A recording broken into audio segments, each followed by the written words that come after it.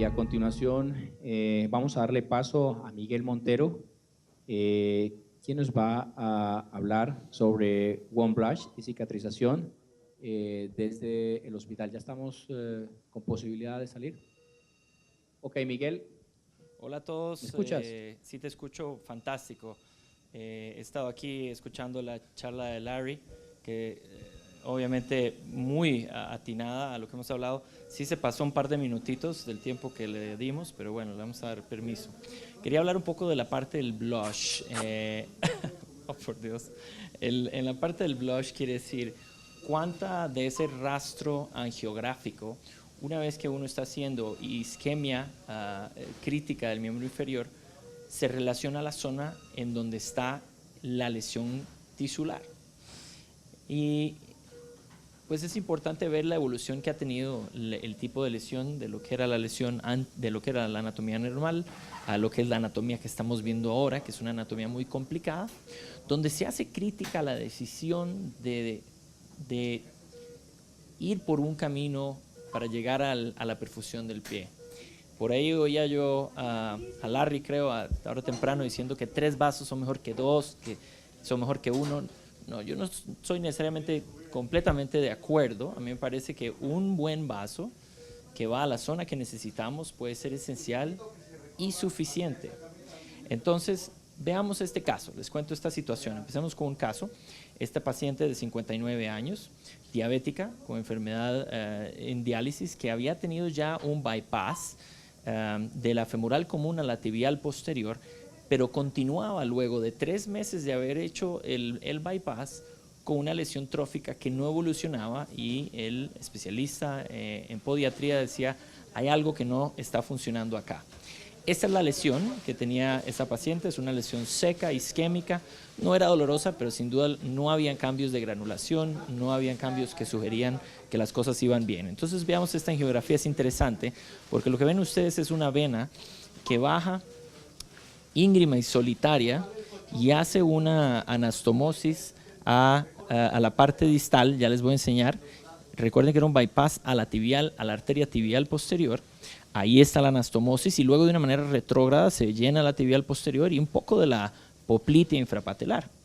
Pero cuando uno sigue la distribución del bypass distal a la zona de anastomosis, vemos que pareciera ser que hay una arteria tibial posterior muy adecuada, y es la importancia de hacer estas angiografías muy selectivas y ver el pie en diferentes proyecciones, porque vean ustedes que cuando llegamos al final resulta ser que había una zona muy evidente con una oclusión subtotal de la tibial posterior antes de la bifurcación de las arterias plantares.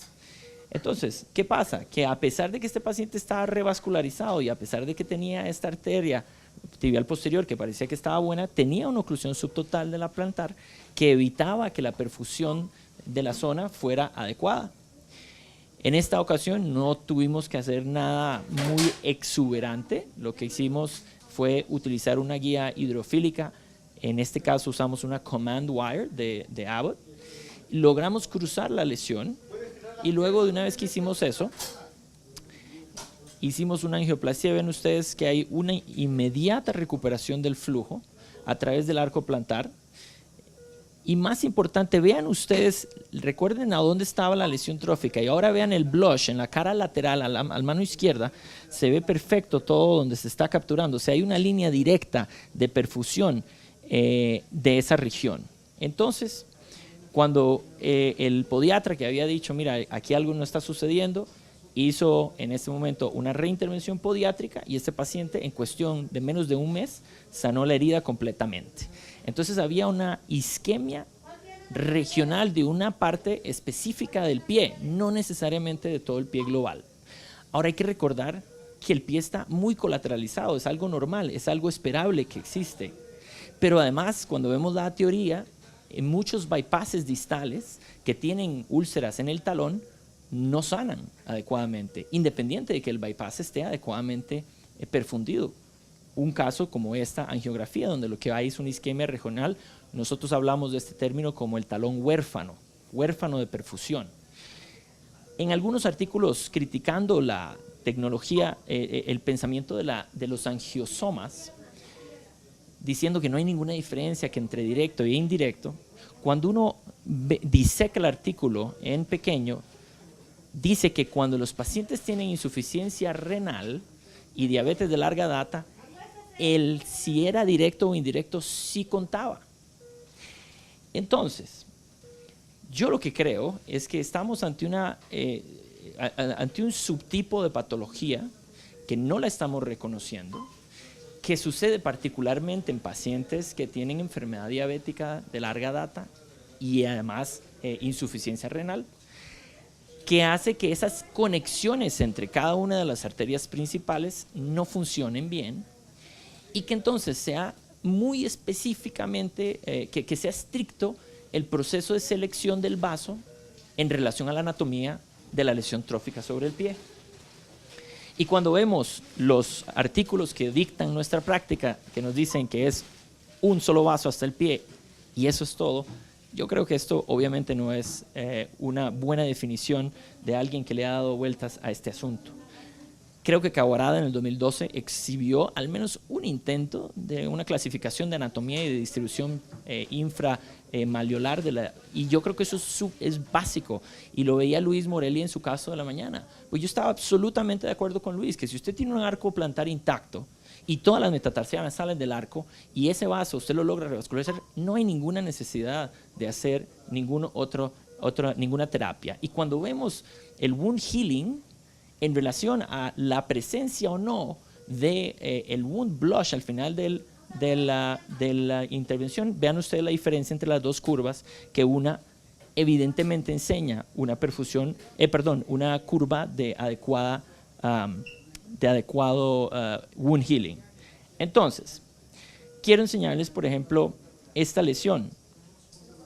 Vean ustedes la zona donde uno tiene que enfocarse. En este caso, era crucial enfocarse en la arteria tibial anterior, porque, y aquí viene el diferencia, esto de angiosoma directo, ¿qué importa? No tiene ninguna importancia. El eridosoma, o sea, puede venir de la tibial posterior para arriba, puede venir de la tibial anterior para atrás, lo importante es que llegue y que podamos identificar el eridosoma. En este caso, por ejemplo, hay una isquemia del talón, pero si uno logra cruzar el arco plantar sin la necesidad de verdad de llegar a cruzar la tibial posterior en caso de que uno no pueda, y uno, es decir, falla en cruzar, pero logra hacer el arco plantar, como lo enseñan en estas imágenes, donde uno puede simple y sencillamente torquearse adentro del arco y luego hacer una angioplastía del arco con balón. Vean ustedes cómo uno puede retroperfundir el talón a la merced de una arteria tibial anterior, buscando el eridosoma al final del camino. Les presento esta última patología, me quedan 50 segundos. Vean este bypass de nuevo, otro. En Houston todos los pacientes ya les han hecho 60 bypasses. En este caso la tibial posterior drena a una colateral de la peronea y luego perfunde el antepié. Vean esa anatomía, es un poco extraña. Y cuando, aquí la trato de poner toda junta, pero el paciente continuaba con herida en el talón, o sea, un talón huérfano. Pero la tibial posterior cruzaba con una colateral y luego todo drenaba sobre el antepié. Entonces, en este caso, encontrando un rabito de plantar y usando rayos X, lo que hice fue canular esa parte. Les voy a enseñar esta porque yo creo que esto es crucial. Sin botar esa colateral que estaba perfundiendo el antepié, me logré meter en esta tibial, en esta plantar, y luego empezar a hacer una revascularización de toda la tibial posterior que estaba ocluida. Vean ustedes de nuevo el torque y el bucle tratando de cruzar esa lesión. En este caso, una vez que usamos la angioplastía, hicimos además terapia de láser de aterotomía, logramos revascularización. Vean ustedes el de la izquierda antes y vean ustedes al final, post, wound blush positivo, o sea, el eridosoma se encendió, o sea que ya tenemos al menos una comprobación objetiva de que las cosas andan bien. En fin, yo creo que las angioplastías del pedal loop son potencialmente necesarias, pero también pueden ser desastrosas. Y creo que hay que hacerlas cuando tiene sentido, cuando tiene una lógica. El data que tenemos en este momento preliminar habla de que los pacientes que más van a tener estos problemas y que más suspicaz hay que ser al escoger el vaso son los pacientes que tienen enfermedad crónica renal y la diabetes. Y finalmente lo que decía Larry, necesitamos herramientas de validación técnica que en la mesa nos ayuden a decir, ya terminé, o ya necesito hacer otro vaso, etcétera, etcétera. Y con eso les digo nuevamente invitación abierta a quien quiera venir a hacer investigación. Tenemos la posibilidad de recibirlos hasta 1 año, si alguien quisiera venir a trabajar con un grupo que trabaja en isquemia crítica todos los días. Y de nuevo, muchísimas gracias por estar aquí. Ustedes son los que están haciendo que este sueño se haga realidad. Gracias por estar acá.